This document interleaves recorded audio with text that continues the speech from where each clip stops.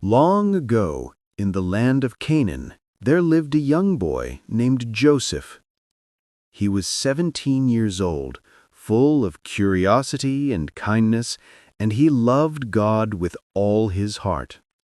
Joseph was one of 12 sons of Jacob, but he was especially dear to his father. Jacob loved Joseph more than all his other sons, because Joseph had been born to him in his old age and from his beloved wife Rachel. To show his love, Jacob gave Joseph a very special gift, a coat unlike any other. This coat was bright and beautiful, woven with many colors, reds like ripe apples, blues like the sky, yellows like sunshine, and greens like the fields. It shimmered in the light and made Joseph stand out wherever he went. But while Joseph wore his coat with pride, his brothers looked on with jealousy. They saw how their father favored him, and their hearts grew bitter. They didn't speak kindly to Joseph, and they didn't want to be near him. One night, Joseph had a strange and wonderful dream. In the dream, he and his brothers were tying bundles of grain in the field. Suddenly, Joseph's bundle stood tall, and all the others bowed down to it. Excited, Joseph told his brothers about the dream, hoping they'd be amazed. But instead, they grew angry. "Do you think you'll rule over us?" they asked. "Do you think you're better than us?" Their jealousy deepened. Joseph had another dream. This time, the sun, the moon, and 11 stars bowed down to him. He told his father and brothers again. Jacob wondered what it meant, but the brothers were furious. They couldn't understand why Joseph kept having these dreams of greatness. Their hearts were filled with envy, and they began to plot against him. One day, Jacob sent Joseph to check on his brothers who were tending sheep far from home.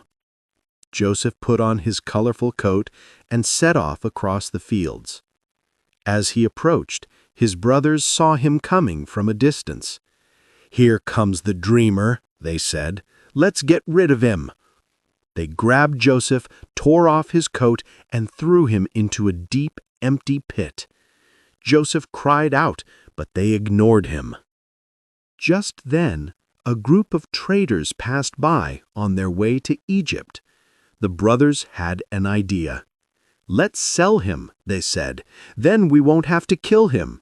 So they sold Joseph for 20 pieces of silver, and the traders took him away. The brothers dipped his coat in goat's blood and brought it back to Jacob. "Look, is this Joseph's coat?" they said. Jacob saw the blood and believed a wild animal had killed his beloved son. He wept for many days, heartbroken and full of sorrow. Meanwhile, Joseph arrived in Egypt, a land of pyramids and palaces. He was sold to a man named Potiphar, an officer of Pharaoh. Joseph worked hard in Potiphar's house. He was honest, wise, and faithful. Potiphar saw this and made Joseph in charge of everything he owned. But trouble came again. Potiphar's wife told a lie about Joseph, saying he had done something wrong. Though innocent, Joseph was thrown into prison. In prison, Joseph met 2 men, the cupbearer and the baker. They had strange dreams and didn't know what they meant. Joseph said, "God can help me understand your dreams." He listened and explained their meanings. Just as Joseph said, the cupbearer was restored to his job, and the baker was not. Joseph asked the cupbearer to remember him, but time passed and Joseph remained in prison. One day, Pharaoh had troubling dreams. He saw 7 fat cows eaten by 7 skinny cows, and 7 healthy heads of grain swallowed by 7 thin ones. No one could explain them. Then the cupbearer remembered Joseph. Pharaoh sent for him. Joseph said, "God is showing you what will happen. There will be 7 years of plenty, followed by 7 years of famine. You must store food now, so your people won't go hungry later." Pharaoh was amazed and made Joseph governor of Egypt, second only to himself. Joseph stored grain during the good years, preparing for the famine. When the famine came, people from all lands came to Egypt for food, including Joseph's brothers. They bowed before him, not knowing it was Joseph. Joseph recognized them, but he didn't reveal himself right away. He tested their hearts to see if they had changed. When Joseph saw that his brothers were sorry for what they had done, he couldn't hold back. He said, "I am Joseph, your brother." The brothers were shocked and afraid, but Joseph forgave them. What you meant for harm, God used for good. He invited his whole family to live in Egypt, and Jacob was overjoyed to see his son again. They were reunited, and peace filled their hearts. Joseph's journey was full of ups and downs, betrayal, slavery, prison, and finally, honor.